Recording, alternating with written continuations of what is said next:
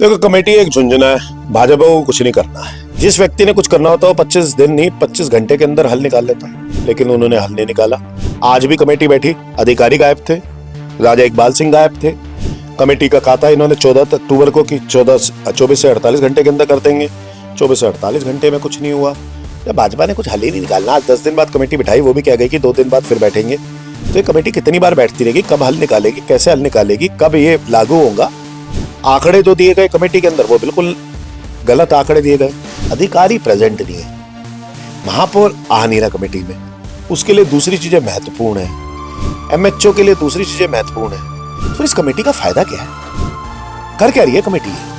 भाजपा की नीयत नहीं है कुछ करने की, नहीं तो हाउस के अंदर ही हो गया होता। दिल्ली की मुख्यमंत्री कहती है कि बजट की कोई दिक्कत नहीं, राजा इकबाल सिंह कहता है कि बजट लाना पड़ेगा, मुख्यमंत्री को कुछ पता नहीं है कि कर्मचारी सड़क पर है, मुख्यमंत्री कहती है नगर निगम वाले कर रहे हैं, नगर निगम वाले कहते हैं दिल्ली सरकार में कर रहे हैं। ये सब मिलके दिल्ली की जनता को बेवकूफ बना रहे हैं और मलेरिया, चिकनगुनिया, डेंगू में मरने के लिए इन्होंने छोड़ दिया।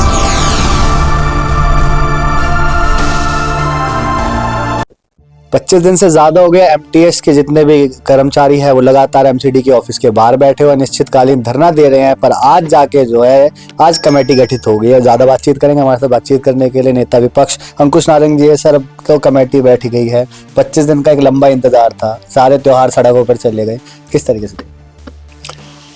देखो, कमेटी एक झुंझुना है। भाजपा को कुछ नहीं करना है।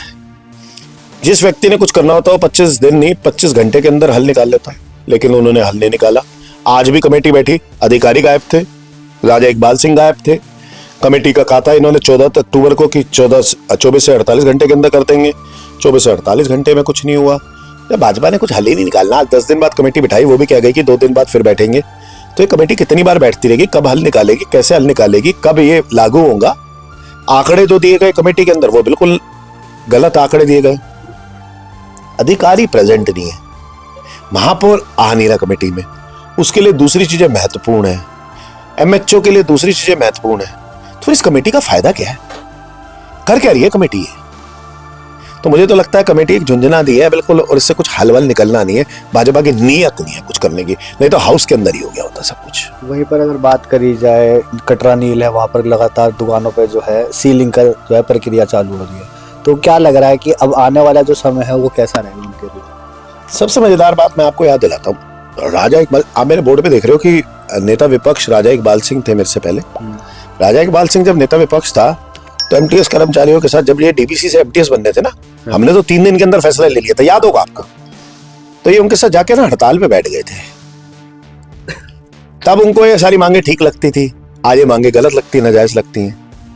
देखो कितना कुर्सी का देखो कैसे फर्क पड़ जाता है। देख रहे हो आप राजा इकबाल सिंह के अंदर, देख रहे हो? विपक्ष का था तो ठीक थी, सत्ता में गया तो गलत हो गई। ऐसा कौन सा इंसान होता है? दूसरी बात, हमने तो इनको डीबीसी से एमटीएस बनाया, हमने इनकी 4000 तनख्वाह भी बढ़ाई। अब क्या दिक्कत है? 20,700 मिल रही है, 20,900 मिल रही है, 27,900 कह रहे हैं। दिक्कत क्या है? कर दो ना। आज आप 4 इंजन की सरकार होके 40 करोड़ रुपए की बात करते हो, शर्म नहीं आती आपको?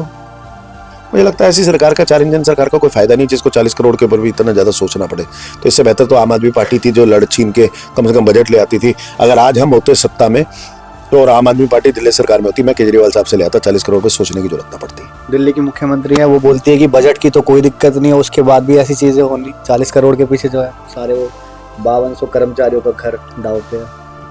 दिल्ली की मुख्यमंत्री कहती है कि बजट की कोई दिक्कत नहीं, राजा इकबाल सिंह कहता है कि बजट लाना पड़ेगा, मुख्यमंत्री को कुछ पता नहीं है कि कर्मचारी सड़क पर है, मुख्यमंत्री कहती है नगर निगम वाले कर रहे हैं, नगर निगम वाले कहते हैं दिल्ली सरकार में कर रहे हैं। ये सब मिलके दिल्ली की जनता को बेवकूफ बना रहे हैं और मलेरिया, चिकनगुनिया, डेंगू में मरने के लिए इन्होंने छोड़ दिया।